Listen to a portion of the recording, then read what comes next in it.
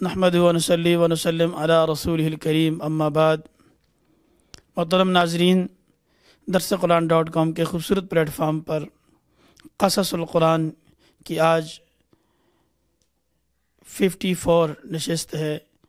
ہم مسلسل قصص القرآن آپ کے سامنے مختلف واقعات قرآن مجید میں سے بیان کر رہے ہیں۔ واقعہ بیان کرنے سے پہلے آپ سے یہ گزارش ہے کہ درس قرآن.com کے چینل سبسکرائب کریں اور شیئر کریں، لائک کریں، یہ صدقہ جاریہ ہے۔ محترم ناظرین، آج ہم بات کریں گے ایک قرآن مجید کا بیان کردہ انتہائی اہم واقعہ جسے حضرت لقمان حکیم کہتے ہیں۔ لقمان حکیم کی زندگی، ان کے حالات، واقعات سے متعلق ہے۔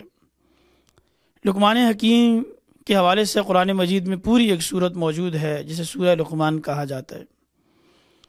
اور لقمان حکیم کون تھا، کس زمانے میں آیا اور کس علاقے سے تعلق تھا، اس کے حوالے سے مختلف مورخین کی رائے ہمارے سامنے موجود ہے۔ ان میں سے ایک بات تو یہ ہے کہ یہ عاد ثانیہ میں سے، یعنی قوم ہود میں سے ہے، حضرت ہود علیہ السلام کے ساتھ قوم ہود میں سے ہے، اور یہ قوم عاد کا ایک بادشاہ گزرا ہے، بہت ہی نیک صالح حکمران تھا۔ دوسرا قول یہ ہے کہ یہ قوم عاد میں سے نہیں ہے اور عرب نژاد بھی نہیں، بلکہ ایک حبشی غلام ہے، حبشی النسل ہے، اور یہ عرب کے اندر غلام بن کر آیا۔ ایک تیسرا قول بھی ملتا ہے لقمان حکیم کے حوالے سے، وہ یہ ہے کہ یہ تھا تو حبشی سوڈانی تھا، لیکن حضرت داؤد علیہ السلام کے دور میں قضا کے عہدے پر فائز تھا، یعنی قاضی تھا، اور انتہائی دانا اور انتہائی زیادہ نیک صالح انسان تھا۔ حضرت عبداللہ بن عباس رضی اللہ تعالیٰ عنہ اور حضرت جابر بن عبداللہ رضی اللہ تعالیٰ عنہ روایت کرتے ہیں، آپ فرماتے ہیں کہ لقمان حکیم سوڈانی تھا اور غلام تھا، پیشے کے لحاظ سے نجار یعنی بڑھائی کا کام کرنے والا تھا۔ لقمان حکیم کے حوالے سے یہ مختلف مورخین کے جو اقوال سامنے رکھے گئے ہیں، ساری باتوں کا ایک ہی خلاصہ ہے، وہ یہ ہے کہ لقمان حکیم انتہائی نیک سیرت، نیک کردار اور خوف خدا رکھنے والا آدمی تھا۔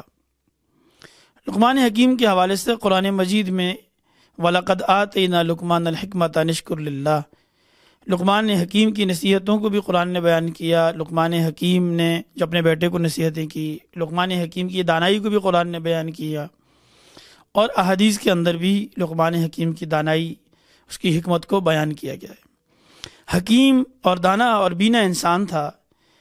آپ دیکھیے کہ دانائی کی قدر و منزلت کیا ہے، کہ ایک ایسا انسان کہ جس کے حوالے سے یہ رائے متفقہ طور پہ مفسرین کی موجود ہے، جمہور مفسرین کی، کہ وہ نبی نہیں تھا۔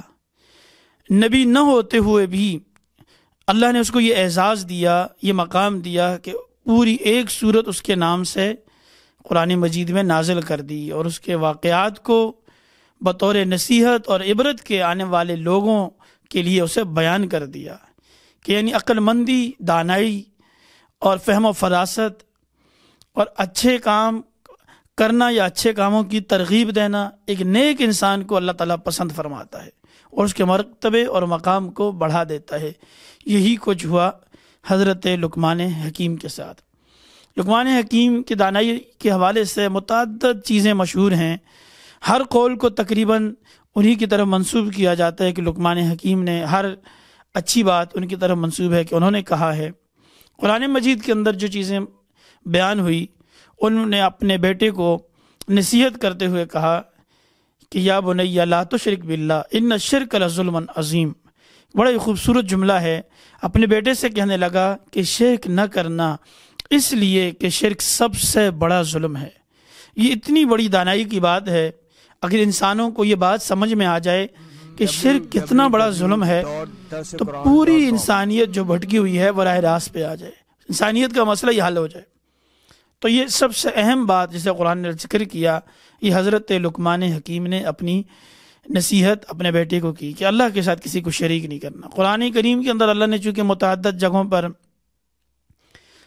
بارہا اس چیز کو بیان کیا کہ اللہ کے ساتھ کسی کو شریک نہ کرنا، کیونکہ باقی سارے لوگوں کو اللہ تعالیٰ معاف کر سکتا ہے لیکن مشرک کو نہیں معاف کرتا۔ اس کی وجہ یہ ہے کہ اللہ تعالیٰ انتہائی ناپسند کرتا ہے ایسے شخص کو جو اللہ کے ساتھ کسی اور کو شریک ٹھہرائے۔ اسی طرح حضرت لقمان حکیم نے نمازوں کی، عبادت کی پابندی کا حکم دیا کہ اپنے مال کو راہ خدا میں خرچ کرو اور اس کی عبادت کرو، اسی کے سامنے جھکو۔ یہ عین انصاف کا تقاضا ہے کہ انسان اپنے خالق اور مالک کی پرستش کرے، اس کی عبادت کرے اور دیگر جھوٹے معبودان باطل کی پرستش سے، پوجا سے اجتناب کرے۔ بڑی پیاری بات ہے۔ اسی طرح دنائی کی باتوں میں سے یہ بات بھی لقمان حکیم نے اپنے بیٹے کو سمجھائی کہ بیٹا میانہ روی اختیار کرو۔ میانہ روی بڑی خوبصورت چیز ہے۔ میانہ روی سے انسان کی زندگی میں سکون پیدا ہو جاتا ہے، نہیں بہت زیادہ اوپر یعنی افراط اور نہیں تفریط۔ ان دونوں چیزوں کے درمیان جو چیز ہے اسے میانہ روی کہا جاتا ہے۔ میانہ روی سے زندگی بسر کی جائے۔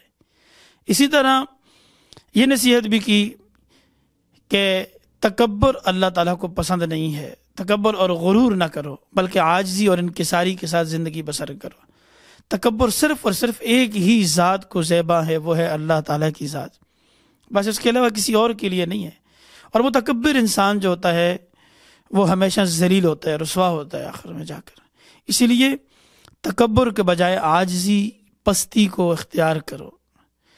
حسن اخلاق، اچھے اخلاق کا مظاہرہ کرو۔ اس میں جہاں میانہ روی ہے، جہاں پر تکبر سے بچنا ہے، عاجزی ہے، وہیں پر چلنے میں، قدم اٹھانے میں انسان یہ محسوس کرے کہ وہ زمین پہ چل رہا ہے، نہیں کہ وہ جو ہے نا اتنے تکبر اور غرور میں ہو کہ وہ ہواؤں میں اڑ رہا ہے۔ یہ اخلاق کا ایک بہترین حصہ ہے۔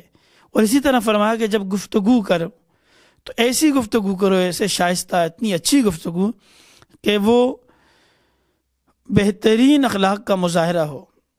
ایسا نہ ہو کہ ان انکر الاصوات لصوت الحمیر، کہ سب سے بری آواز جو ہے چیخنا، چلانا، یہ انہوں نے انکر الاصوات لصوت الحمیر، گدھے کی آواز، گدھے سے تشبیہ دی کہ انتہائی گندی آواز ہے۔ تو انسان انتہائی متوازن گفتگو کرے بہترین اچھے طریقے سے۔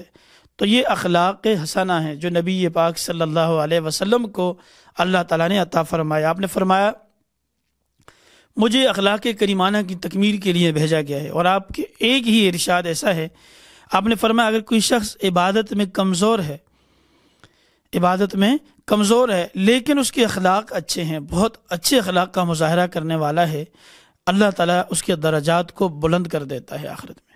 اور ایک شخص عابد ہے، بہت نیکی کرنے والا، عبادت گزار، نمازیں پڑھنے والا، ذکر کرنے والا، تلاوت کرنے والا، لیکن وہ شخص انتہائی بد اخلاق ہے، اس کی یہ بد اخلاقی اسے جہنم میں لے جائے گی۔ تو لہذا دین کی جو اصل چیز ہے، اصل جو معاشرت ہے یا اصل جو معاملات ہیں، ان میں اخلاق کا بڑا کردار ہے۔ تو لقمان حکیم نے یہ جتنی باتیں اپنی نصیحت میں کہی وہ ساری معاشرت سے متعلق ہیں، اچھے اخلاق سے متعلق ہیں کہ انسان کا جو کریکٹر ہے، کردار ہے، وہ بہتر ہو، ایک اچھے انسان کے طور پہ وہ سامنے آئے۔ تو اسی طرح سورہ لقمان کے اندر ان نصیحتوں کو بیان کیا گیا اور اللہ تعالیٰ نے حضرت لقمان حکیم کو اس کی نصیحتوں کے ساتھ آنے والے انسانوں میں زندہ اور تابندہ کر دیا۔ تو لقمان حکیم کی ساری نصیحتوں کے ساتھ ہمارے لیے ایک بڑی نصیحت یہ بھی ہے کہ اچھے انسان کی قدر و منزلت کرنا، اچھے انسان کو یاد رکھنا، اس کی نصیحتوں اور اس کی باتوں کی بھی قدر کرنا، اسے پلو سے باندھ لینا۔ یہ بھی اللہ رب العالمین نے ہمیں نصیحت کر دی کہ لقمان حکیم ایک نیک آدمی تھا۔ کتنے لوگ دنیا میں بڑے بڑے گزرے ہیں جو مٹ گئے، لیکن لقمان حکیم کی ساری نصیحتوں کو اٹھا کے اللہ نے قرآن کا حصہ بنا دیا اور آنے والے لوگوں کے لیے اسے پیش کیا کہ یہ میرا ایک دانا و بینا انسان تھا، اس کی طرح تمہیں بھی چاہیے کہ تم بھی دانائی کے ساتھ، عقل مندی کے ساتھ اللہ کو پہچان کر اللہ کی اطاعت اور فرما برداری میں زندگی بسر کرو۔ اللہ رب العالمین ہمارا حامی و ناصر ہو۔ وآخر دعوانا ان الحمدللہ۔